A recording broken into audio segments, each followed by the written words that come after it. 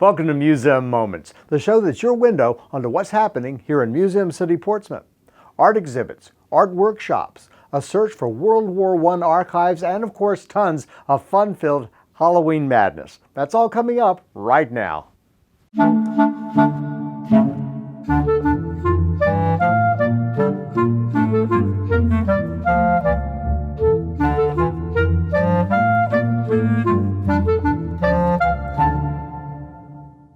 Welcome to the September and October episode of Museum Moments. I'm your host, Rob Lauer. The Portsmouth Art and Cultural Center is housed in the old 1846 courthouse at the corner of High Street and Court Street. Gail Paul is the center's curator, and recently we stopped by to have a look at the two exhibits on display there now into October. I'm on the first floor of the Portsmouth Art and Cultural Center with the center's curator, Gail Paul.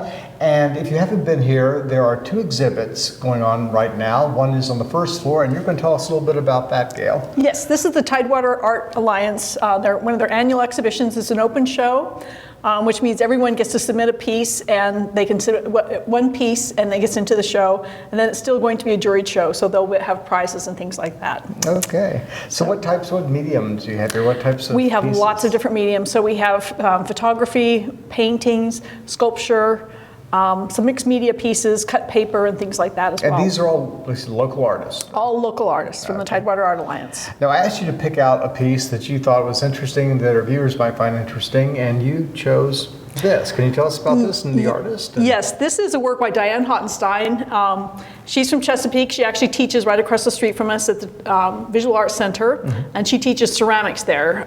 She works primarily with porcelain. This is both clay and porcelain.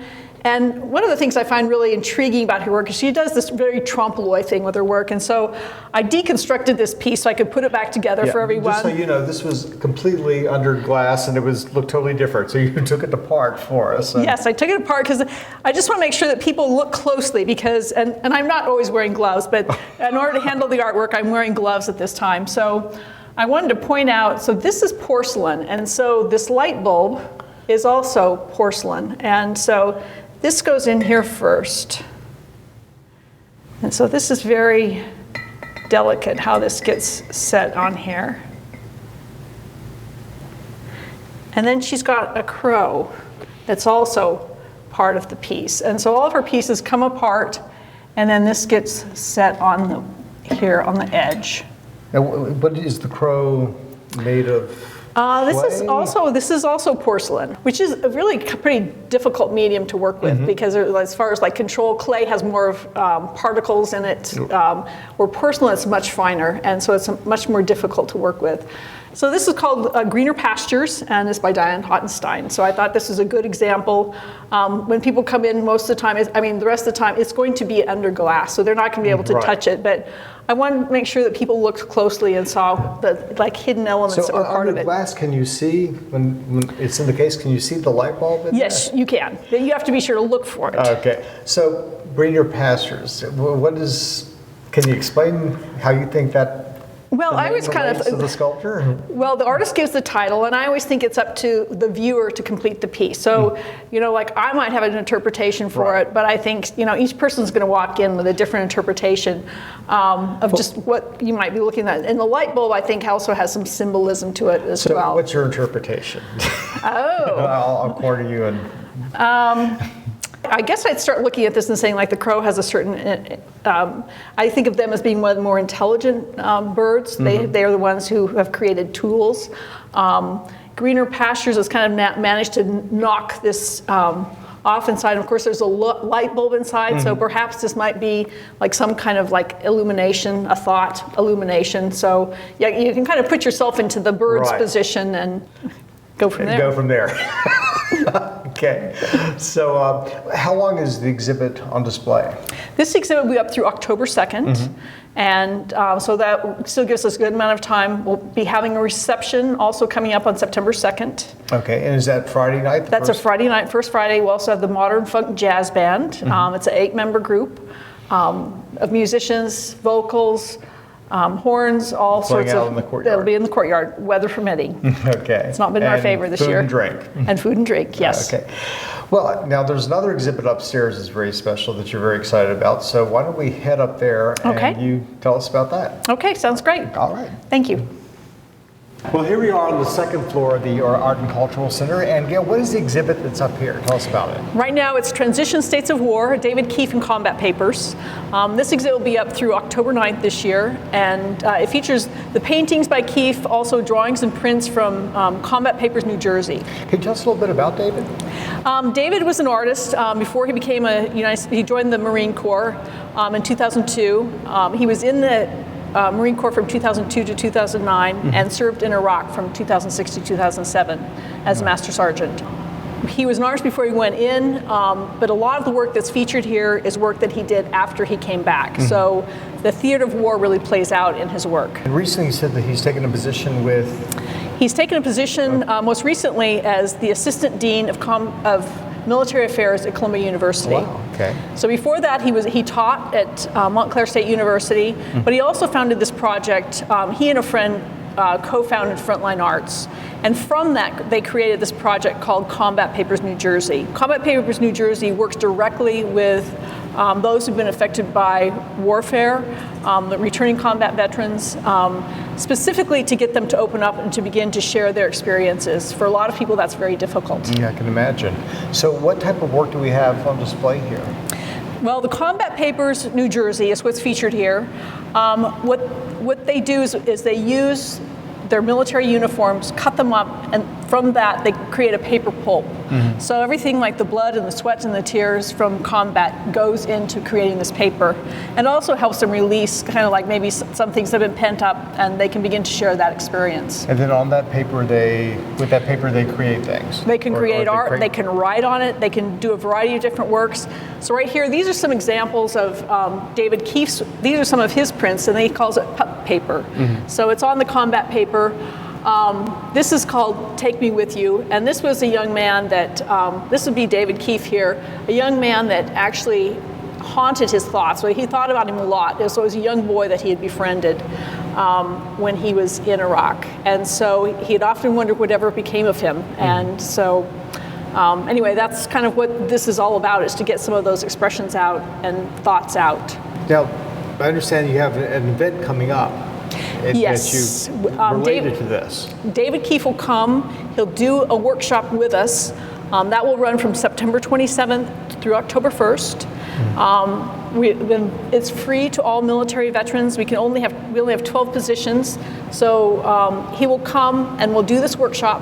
We invite them to come and be a participant and work to create some of these artwork and hopefully release some of those thoughts. Is this the first come, first serve type of thing? And Yes. First 12 people that? Yes. So you need to be a veteran. Can you currently be enlisted, or do you? You could be currently enlisted. So however, it's really there for their benefit and to help them make us all witnesses to what that experience is like for them. Because we have no idea. No, and really, for far too long, it's been the silent veteran. So it's to help them to get to open up, so we all become witnesses to what the impact of war is. Okay, so if someone is watching this and they have an interest in taking part, what do they do? They can call us here at the Portsmouth Art and Cultural Center, 757-393-8543. They can contact us by calling or emailing us at the museum, and we'll be happy to take their name. Like I said, there's no charge. No charge. So, it's completely free completely for 12 free to veterans veterans. or people who are currently listed. And all branches of the military are welcome to participate. So what will be taking place in the workshop then? David will be here, and he will lead the workshops. And so they cut up their military uniforms, but there's also a lot of sharing of what those experiences are to help them determine what do they want to put down on the paper, what do they want to help communicate, and what do they want to share with an audience. At the end of this workshop, it will be a presentation. And so David will talk about his work in the exhibit here, and also the participants are invited to talk about what that experience is for them. So it really is like kind of a cathartic event to begin to share what those experiences are. And so everyone's invited to come and participate. Well, that's fascinating. And so we're really looking forward, right? And we're really looking forward to it. this struck both the director and I as an important exhibit to bring in. As much as we're involved with warfare here in this area, it's a big part of what impacts our community, and there's more to it than kind of what meets the eye. So that's true. Well, thank you there. Okay, thanks for telling us about that. If you do have an interest, call the gallery and they will let you know what to do. We'll be happy to sign you up. All right. Now, are there other events coming up? I know that in November, end of November, we have Winter Wonderland, but are there other things coming up at the museum, at the galleries between now and then? Well, we also have the First Fridays, which always are music and a reception. Outside in the courtyard is always most beneficial, but if not, it's in the art annex next door. That's our rain location.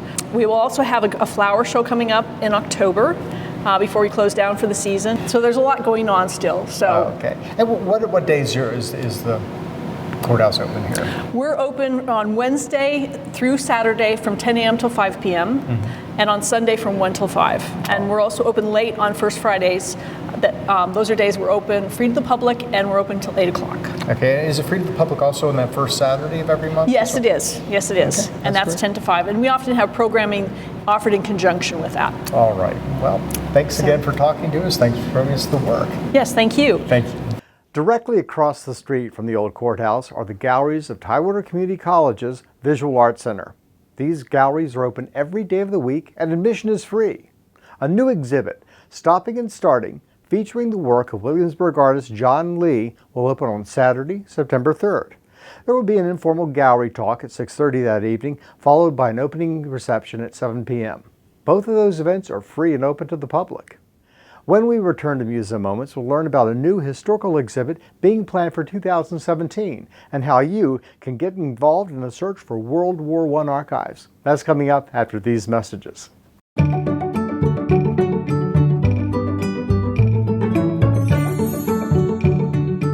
A whole new world of imagination opens before their eyes. The Children's Museum of Virginia, Old Town Portsmouth.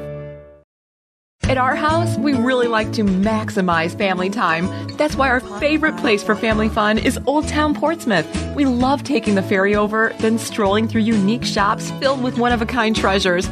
Next, it's on to a great lunch at an outdoor cafe and an afternoon of fun with friends at the Children's Museum of Virginia and the Virginia Sports Hall of Fame and Museum. Food, fun, and adventure? No wonder Old Town Portsmouth is our go-to destination for family fun. Welcome back to the September-October 2016 episode of Museum Moments. The work and the planning that goes into the exhibits at the city's museum can take months, sometimes even years. Currently, a very special historical exhibit at the Portsmouth Art and Cultural Center is being organized for 2017, and you are invited to be a part of it.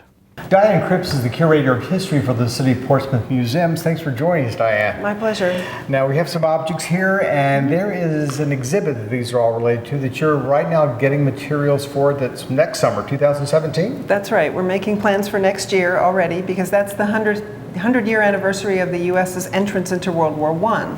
So that's going to be the subject of our exhibit, but we're going to focus on World War I here in Portsmouth on so the home it's not front. the battlefields, it's the home front. It's not over there, it's over here. Right, because Portsmouth and the war had big effects on each other, and so that's what we want to explore. Okay, well, tell us, maybe show us some of the things you have here and tell us about some of those effects and what all this represents. Absolutely. This book is actually the source of the title of the exhibit. This is a history of the hospital, actually, the Naval Hospital here in Portsmouth. People today know it as Medical Center Portsmouth, Naval Medical Center Portsmouth, I should say. And in the front of the book, there is a dedication to those women of the Great War who gave to the uttermost and without stint of their strength and their courage to the armed forces of their country, and whose fortitude has ever been an inspiration to man to go forth to face the unknown. That's the title of the exhibit, To Face the Unknown. And that's where it comes from, which is this dedication. This was published in 1930, so the Second World War hadn't happened That's yet. why it was the They're Great War. talking They about didn't the realize Great a greater war was They didn't right have to down number it yet. That's right. That's right. So that's where we got because the hospital, there were a lot of effects on the hospital too. It grew by leaps and bounds, and they had to do a lot of emergency construction on the grounds of the hospital. Wow. So, what's some other things we have here? Well, I like to talk about these two books right here. because they are directories of Norfolk and Portsmouth from a year before the war and a year after the war. And as you can see, the one that came from the year after the war is a lot larger. And in our collection at the museum, we've also got newspapers, original newspapers from the beginning and end of the war. We've got the Virginian Pilot here and the Portsmouth Star from when the U.S. entered the war and when the armistice was declared in 1918. Wow.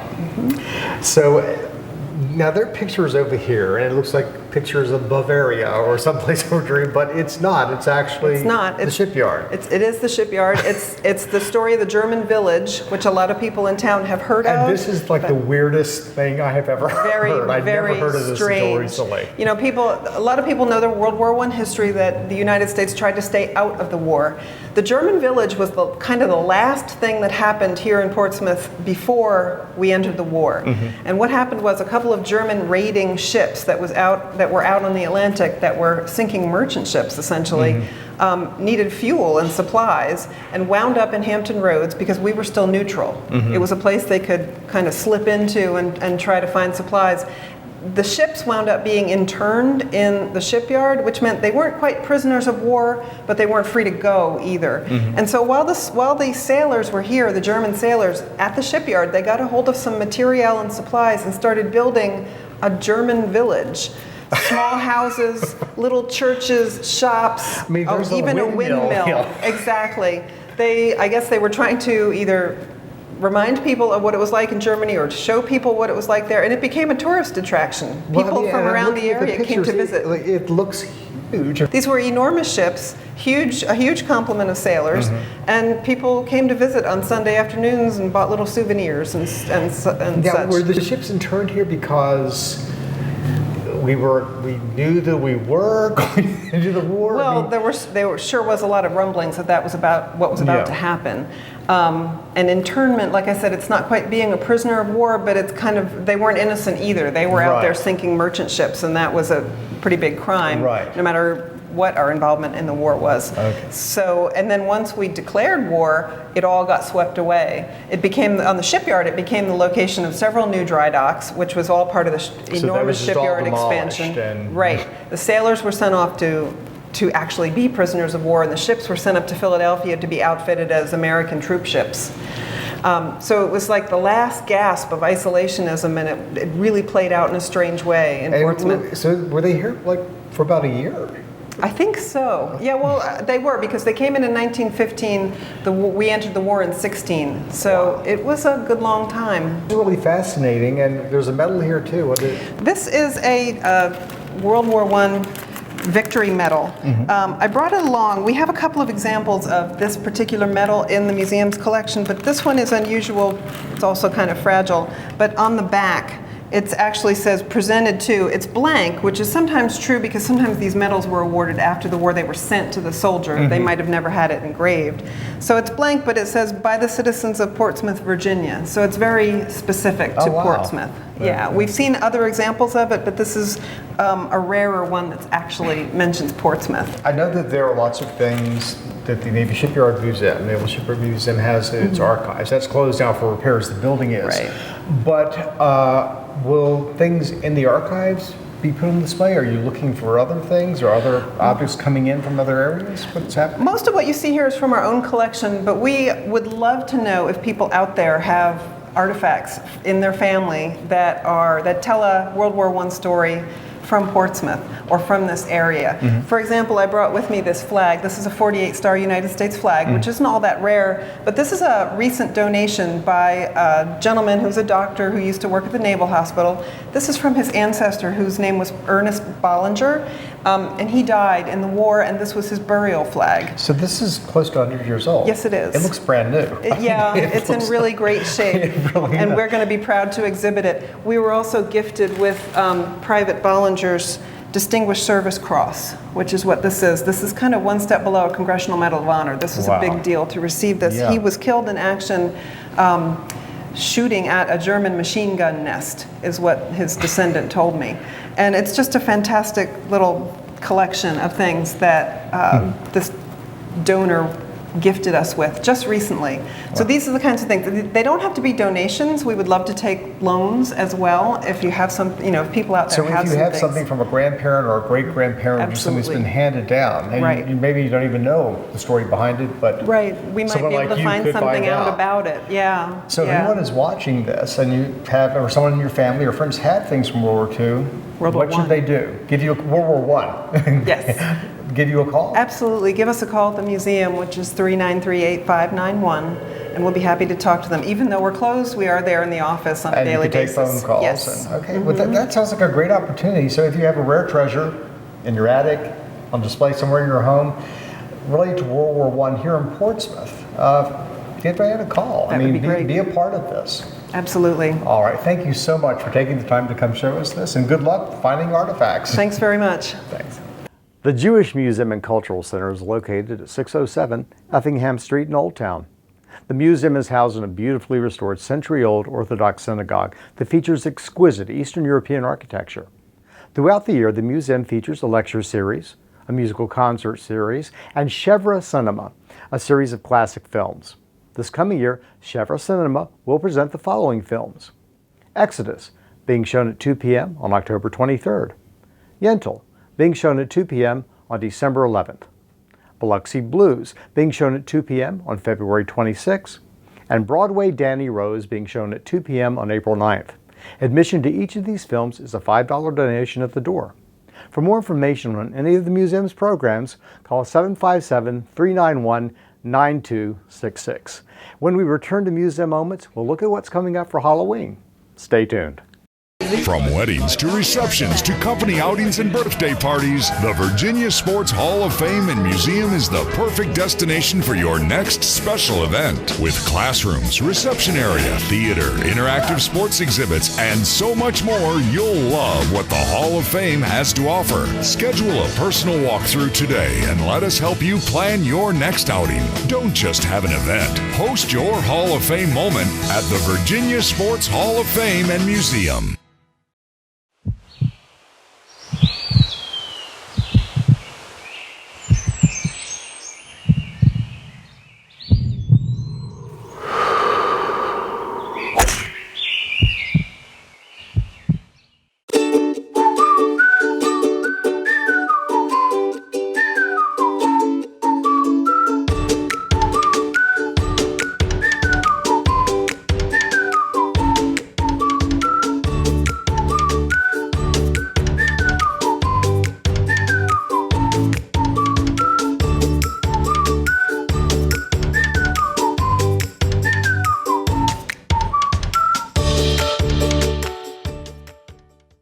Welcome back to Museum Moments for September and October 2016. Halloween is a big holiday here in Portsmouth, and the city's museums go mad celebrating it. Here's someone to tell us more about what's in store this October. Well, Halloween is a time for ghosts and goblins and spooks and vampires and zombies, so we invited Stephen Burnett to join us, who is none of those things. He's the museum Not at all. No, he's the museum supervisor at the Portsmouth Art and Cultural Center. Thanks for joining us. It's always great to have you here, Stephen. I love being on your show, We love having you, especially this time of year because it's Halloween. because it's my favorite time of year. I would never guess that, but This hot weather that we've been experiencing, it's all going to go away as the ghosts come out of the woodwork to cool us off. Because you know we've got ghosts in that building. yeah, we did. Yeah. This would be the old courthouse at the corner of High Street and Court Street. But believe it or not, there are also ghosts at the Children's Museum. Really? And so I'm going to talk a little bit about that. But first, I want to tell you that we're going to be reading about ghosts on October 1st. Every year, we have got a horror reading scheduled for the evening of the first Saturday in October. And this is at the Portsmouth Art and Cultural This is at Center. the Portsmouth Art and Cultural Center, and it's free. There's no charge, and we'll have refreshments. There'll be we're talking about big name authors: Ron Malfi, Craig Spector, and Portsmouth own Skip Novak will be reading. Is also in charge of the trains at the Children's Museum. Exactly. But he's a horror He's fiction an writer. author, and he knows a lot of people in the field. So we're going to be hosting this event, and there'll be 5 to 6 authors. Jesse Wolf is another one who lives in Virginia Beach. And there'll be a book signing, there'll be a raffle, and we'll have a question and answer session and a meet and greet for the authors, so people can come and talk to the authors. Oh, that's great. And listen to their original horror fiction. Now, is this for the entire family? Is this more adult-oriented? No, this is Not not for children. This is for- the young or light of heart. Okay, this is Be warned. so. This is for hardcore horror. Yes, this is not something that you want to leave being able to go to bed at night and expect to sleep, you know? It is that time when you want to Be scared. be scared. Okay. So if you are okay with being scared, come over. But let me tell you, we do have some family fun events. And later in the month, on October 29th, we are going to have our annual Museum Madness event. And this is with all the museums. And I can report there have been some strange happenings at the Lightship Portsmouth. It's very disturbing. And so on October 29th, our event from 10 to 6 will help shed some light on some of the mysteries down at the Lightship. And also, the Children's Museum will be having all kinds of activities. They'll be having crafts, games with prizes, magic, and the event will begin at 10 o'clock and go till 6 o'clock in the evening. Okay, this is a Saturday. The And this Saturday is before Halloween. The Saturday before Halloween. That's when we have it every year. And at the Portsmouth Art and Cultural Center, we will be having face painting and balloon making by the Sunshine Artists. They always do a great job. I mean, they can make, if you ask them to make Darth Vader with a balloon, they'll make it. Okay, I'm talking that I'd like to kind see of that. skill. Yes. They made me one. And you still have it. Well, I gave it away to, Okay. a kid who would have much better use for it than I Yeah, would. we will. Yeah. But we'll also have a magic show. And every year we have a special photographer who can take pictures of people and make them look like a ghost. So you That's have cool. your ghost picture taken right in front of the steps of the old 1846 courthouse. Which is sort of a spooky looking house building anyway yeah, in there's- black and white photography. It's spooky looking yeah. every time of the year, but this time of year, I'm telling you what. And in black and white photography, she'll make you float, or you might look like you're transparent so you can see through your body. Yeah, it's a really fun time. Now, this event, Museum Madness, can people come in costumes? Oh yeah, please. People can come in costumes, and there's also going to be a market probably around the farmer's courtyard. market that Every morning. year there's a farmer's market. So there is so much going on, and it's all included in one price. So it's something you can call about if you have questions. Our number is 393-8543, or you can go onto our website, any of the Portsmouth Museum's website. It's www.portsmouthartcenter.com. Okay. And there will be links to other websites that you can access. But you buy this ticket and you can go to all the City of Portsmouth From museums. 10 to 6, yeah. It's Great. a ticket good for the day, so you can go have lunch and then come back and go into one of the other museums. Well, Exactly. well, thanks for joining us today and telling us all about it. Thank you, Rob. It's always spooky to have you here. I mean that in a good way. Thank you. Okay. Happy Halloween. Happy Halloween. Check out Museum Madness. That's Saturday before Halloween.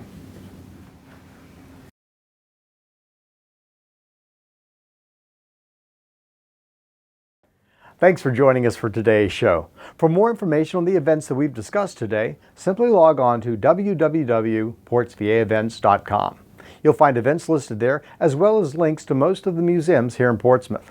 I'm Rob Lauer. Join me again in November, December for another episode of Museum Moments.